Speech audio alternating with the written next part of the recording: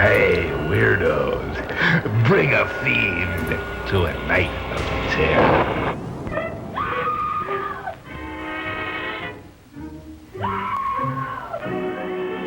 In case you pass out, that's tough.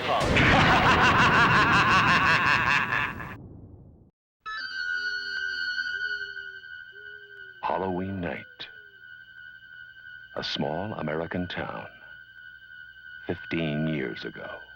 Welcome back to Joe's Drive-In. It's 13 days of Halloween and I've got a landmark for you today. Things are getting real as we jump ahead to 1978 for one of the most iconic horror movies of all time, John Carpenter's Halloween.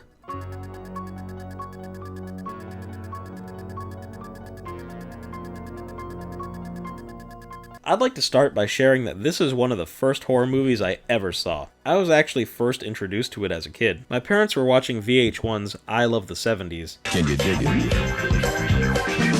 I love the 70s. If anyone remembers that. Anyway, I saw the segment that they had about the movie. There was some guy that was demented, man, going after people on Halloween. It got hyped up as the scariest thing ever, and for some reason it stuck with me. I just had to see it for myself. Halloween, that was a scary-ass movie. At the time, it was the scariest movie I'd ever seen. When I got to the point where my somewhat protective parents didn't mind me watching stuff like this, Halloween was the one thing I really wanted to see. If anyone cares, the other two I was allowed to watch were Dracula and The Mummy. The movie opens with one of the most iconic opening credit sequences of all time, accompanied by John Carpenter's unforgettable score, a tradition that would carry on to future installments of the series. As a child, Michael Myers murders his sister on Halloween night. 15 years later, he's escaped the mental institution to return home and kill again. The great Jamie Lee Curtis makes her feature film debut as Laurie Strode, a high school student that's just trying to babysit for the night. Meanwhile, Michael's psychiatrist, Dr. Loomis, played by veteran actor Donald Pleasance, attempts to hunt him down to prevent disaster. Death has come to your little town, Sheriff. Can they both survive Halloween night? There's a lot about Halloween that's done right. For one, there's great sound design. I already mentioned the famous theme, and there's plenty of subtle variations of it to set the mood. When Michael shows up, his presence is met with perfectly timed music cues and stings.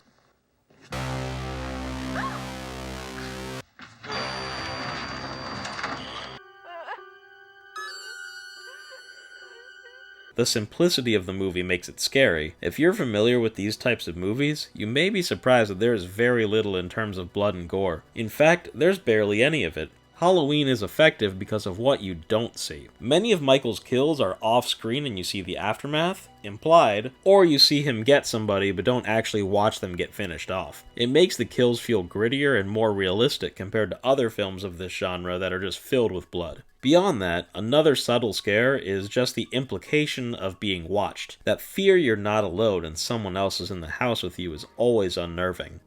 There are also plenty of well-done and iconic shots throughout the film to add that extra artistic quality. Some highlights include the POV shot at the beginning, and I've always really liked this one where Michael goes down the stairs. The movie ends with static shots of every location in the film. I always want to try and look harder in the backgrounds to see if Michael's hiding in one of them, but he's not. They're all completely empty with only Michael's breathing being audible, showing he's still out there, but could be anywhere, watching. And he's certainly always out there. This movie has quite the legacy, spawning a ton of sequels, reboots, and remakes. Even at the time of uploading this video, a new installment, Halloween Ends, is currently in theaters right now.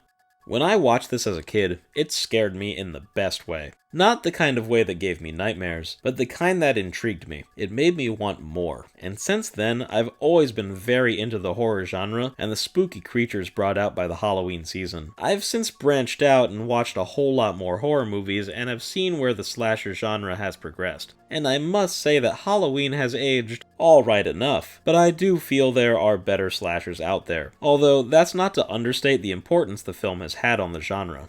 Halloween is one of the most influential and important horror movies of all time, and is even preserved in the National Film Registry, a very high honor.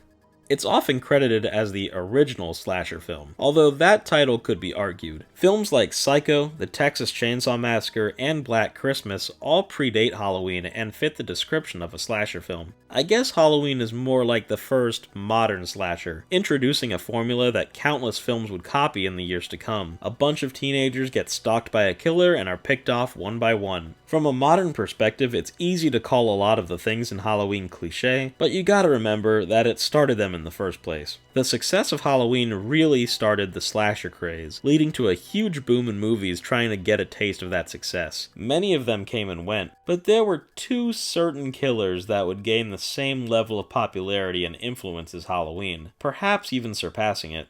But more on that tomorrow. Halloween, the night he came home.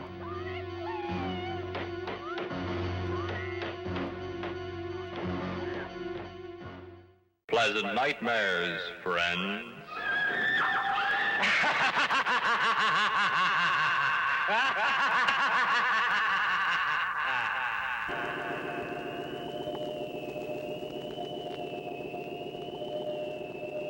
Good midnight to you.